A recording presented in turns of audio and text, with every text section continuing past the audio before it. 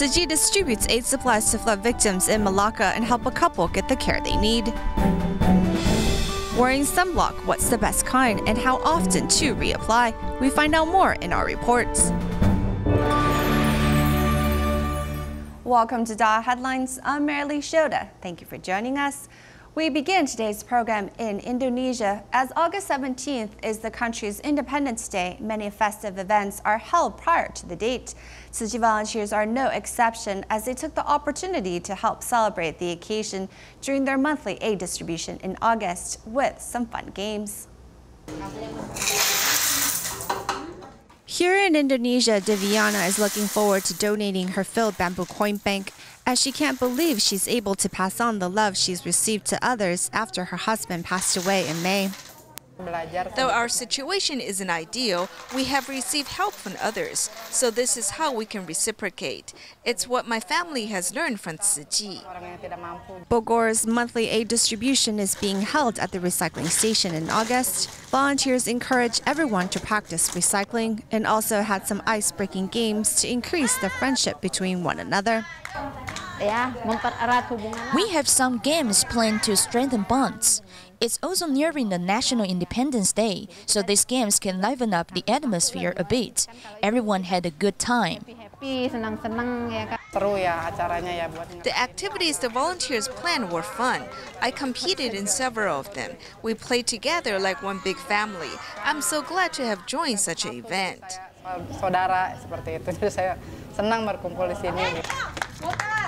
Through games, the volunteers teach the children how to work together and not give up when obstacles arise, in the same patriotic spirit as the Indonesian Independence Day. Switching our cameras to Malaysia, a bout of torrential rain recently swept through Malacca on August 11th, causing many residential areas to be flooded. To help affected residents, Tzu Chi immediately mobilized volunteers to help clean up the damaged homes, as well as prepare hot meals for needed residents. One can hardly tell whether it is a river or a street. After 4 hours of torrential rain hit Malaysia's Malacca on the morning of August 11th, the river soared, leading the depth of water in many areas being up to 1 meter. You cannot see the entire road since there's water everywhere. Tzu Chi volunteers immediately set up a temporary disaster relief center and go door to door to conduct home visitations. For this resident, walking in his living room is like stepping into a swimming pool. The volunteers use buckets to help him remove the flood water. Thank Tzu Chi for your kindness. Although it is dirty here, you still came to help me. To ensure the flood victims have food to eat, kitchen volunteers work with a vegetarian restaurant to prepare 350 box meals for them. At lunchtime, the volunteers began to distribute box meals.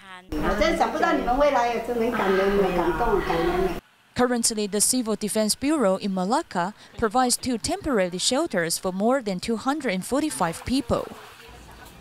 The Pengkalan Rama Pantai region of Malacca is another area that was affected by torrential rain. While Tzu Chi volunteers were in the area distributing hot meals, they were alerted to the plight of an elderly couple who were trapped at home amid floodwaters. The volunteers visited them and immediately pitched in to help.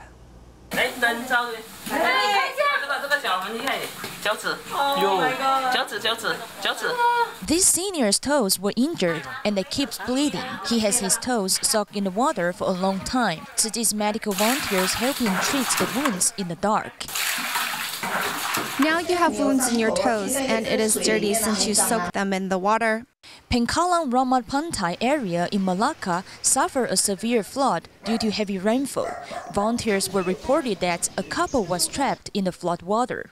Not until we went to their home did we discover he needs medical assistance. Because his feet have been soaked in the water for a long time, we worry that his wounds will be infected. Besides immediately helping him treat the wounds, the volunteers also help him clean his room, moving this couple to tears. Since I am already this old, there are still many people coming to see me. I feel very happy because many people came to help us. Thanks for helping us clean the environment because I have mobility problems. The next day, volunteers not only deliver monetary aid to them, but also sent Mr. Tong to the hospital for medical treatment. 昨天晚上去看他的状况。 We checked his health condition last night, and later we decided to send him to the hospital because his condition is pretty severe. OK， 没有问题。OK， 小心啊。 As for Mr. Tong's wife, who has mobility issues, the volunteers arranged for her to live in the nursing center. 出院的时候呢，我们再来。 After Mr. Tong is discharged from the hospital, we will later find a comfortable place for this couple to live. 在环境也比较理想的地方。你喜欢我们就安心啦。 With the volunteers' love and care, this couple finally has someone to rely on, and they look forward to reuniting with each other. Whenever there is suffering, Tzu Chi volunteers are there with relief. A fire ravaged a residential home in Kaohsiung's Fengshan. When the local volunteers heard of the situation, they didn't wait for an invite and just headed to the borough head, offering their cleanup services. This unexpected assistance left both the borough head and the homeowner surprised and grateful. The night before, a large fire burned the entire living room down, leaving debris black in its wake. There were more than 10 bags of garbage, while the things which were salvageable were saved for cleaning. Even the windows were broken and needed glass replacement. After the windows were removed, the home interior cleared away. The difficult task of cleaning up is mostly finished. The homeowner is thankful the volunteers came to help, as he was left on his own, since his wife was hospitalized from the fire injury. The Tzu Chi volunteers came on their own without asking me. I didn't know about it. I was shocked at how fast they arrived. Normally, it's the borough head that contacts the Tzu Chi volunteers for their assistance, but the day after this fire, local volunteers just came on their own. The Tzu Chi Foundation came early in the morning looking for me. I didn't know how you knew about this. It's so amazing. You really take on society's tasks just like your own household chores. Thank you so much for your assistance. In the aftermath of the disaster, Tzu Chi's assistance has helped this family restore their home as soon as possible.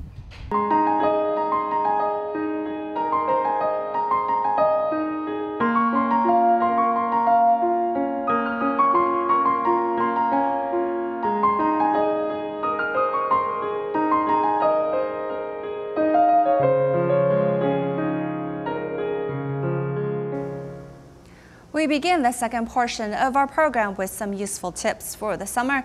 Spending time outdoors in the sun can be fun, but how do you prevent your skin from getting burned? Some people may wonder why they get a sunburn despite the use of sunscreens. How do you choose the proper sun protection, and what is the correct way to apply it? Let's find out in our next report. In the summer, many stores carry sunscreen. There's physical sunscreen, which includes zinc oxide and titanium dioxide. It is mild but a bit oily. Chemical sunscreen is lighter on the skin but can easily cause allergy. Therefore, most sunscreens are a combination of the two types. The combination sunscreen uses nanotechnology, which includes nanoparticles.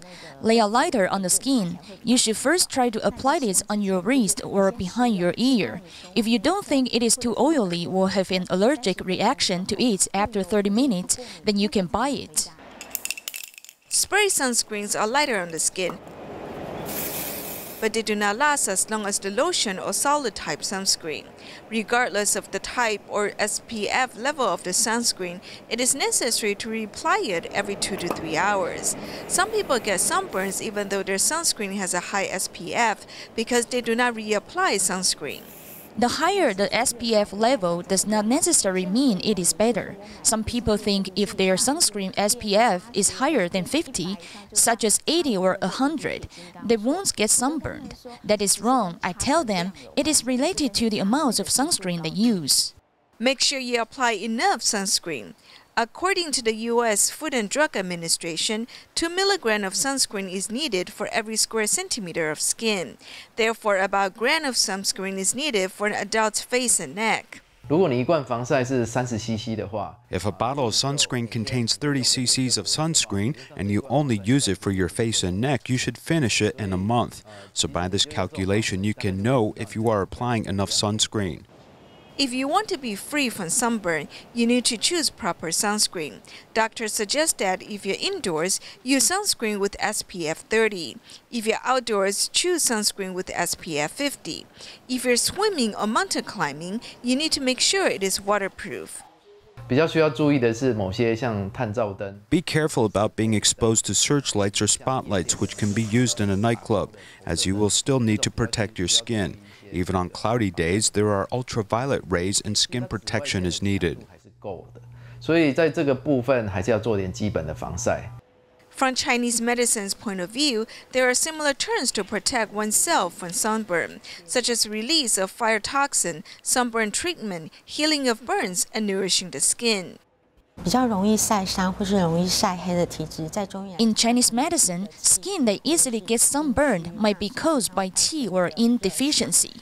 Therefore, as a way to prevent getting sunburned, we can eat some medicine that supplements our qi. 一些补气的药或是滋阴的药物。 Chinese medicine doctors suggest that people can drink 1,500 cc of herbal drink that contains ginseng rootlets, creeping liriop, magnolia vine, licorice, and carpenter's herb as a way to prevent getting sunburn. As our in-depth report on the Philippines concluded, we begin a new series on the country Indonesia. To better protect the health of their countrymen in 2014, the Indonesian government launched a national health insurance program, offering 3 different types of insurance, with poor families being completely subsidized. Current statistics show that more than 70% of the population is now covered by the national health insurance. 2 years after full implementation, although the program seems ideal on paper, problems still remain. Let's find out more. This fishing port is next to a small market where elderly women go to purchase food. Besides weighing the food, there's always a little bit of negotiation involved.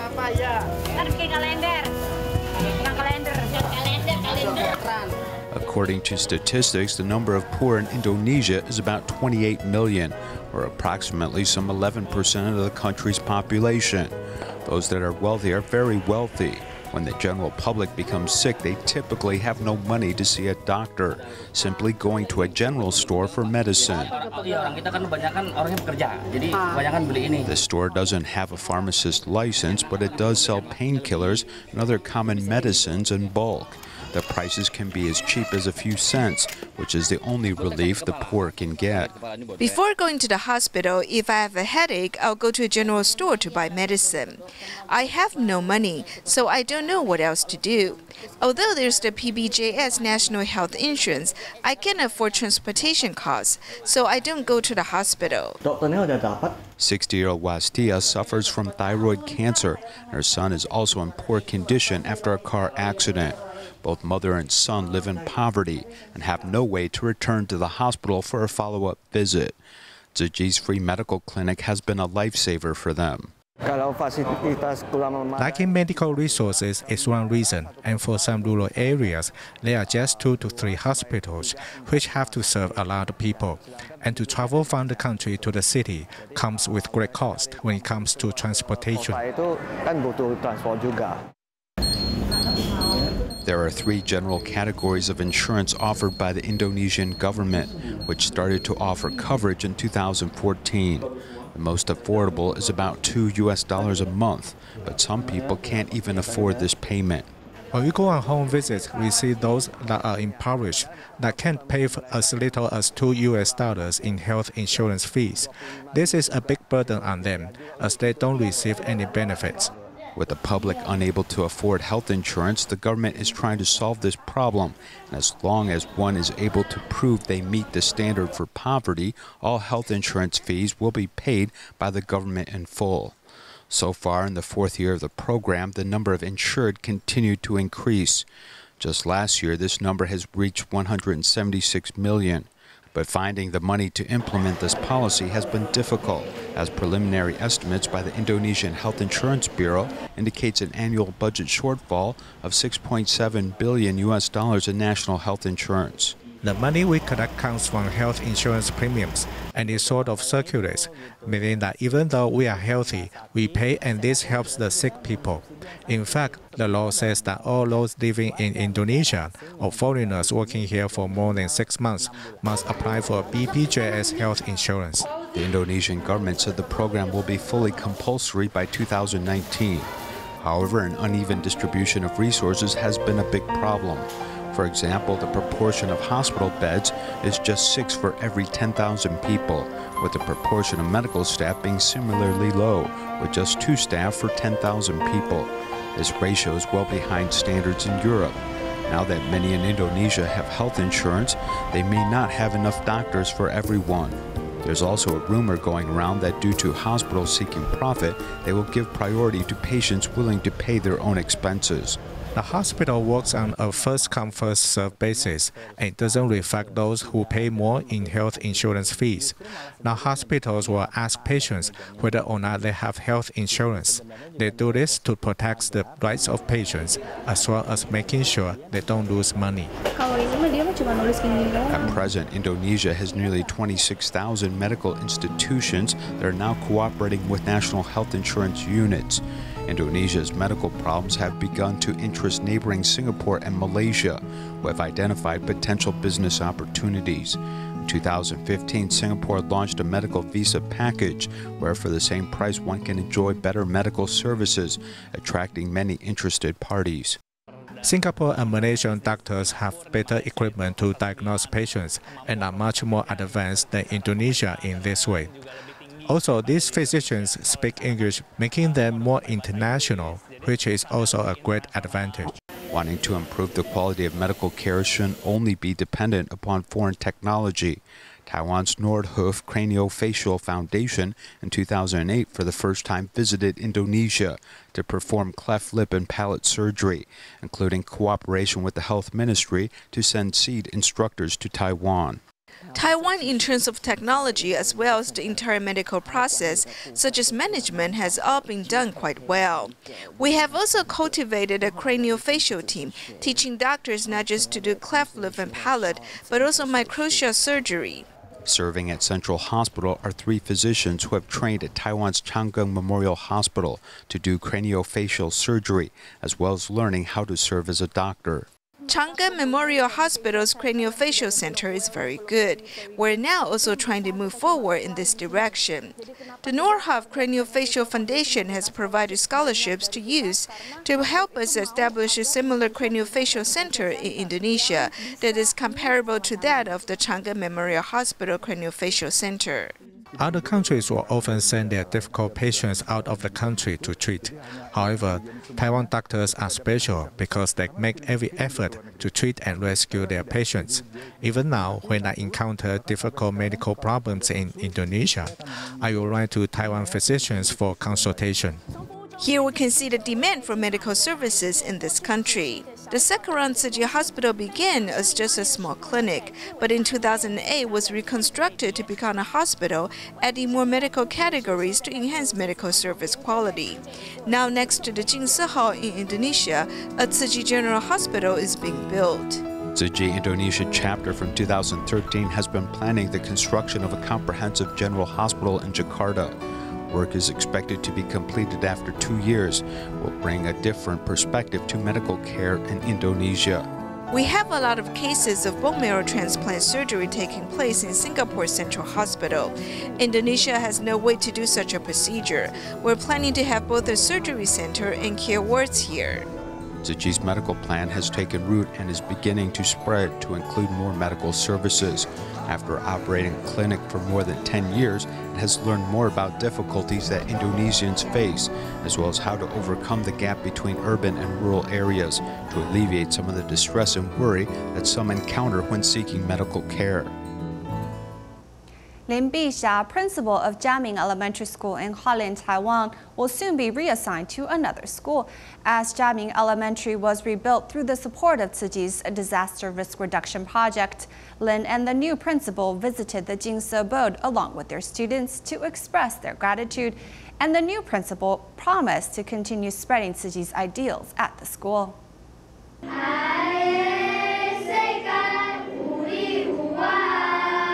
1/5 of the students of Jiaming Elementary School came to Jingsi Abode to offer their gratitude with a sign language performance. 原本会滴水的教室。 The leaking classrooms have become wide and strong. Without your help, there wouldn't be any of us. It was the love that allows us to have these blessings afterwards. Principal Lin Bixia will be transferred to Fongbin Elementary School in Hualien. She came on August 15 to visit Master Zheng Yan with the new principal You Yanzhong. I want to thank Tzu Chi for building a new building for Jiaming, so a good learning environment can be given to kids in this remote area. Every principal has a different emphasis in education, but at Jiaming Elementary School, the new principal will continue Tzu Chi's spirit of doing good deeds. 总是呢，要好好的利用学校空间，发挥教育的功能哦，这是我们唯一的期待，让孩子们呢一代一代啦都可以。 因为这个学校而培养出来更多的孩子。 Even though a new principal is in place, the bond between Tzu Chi and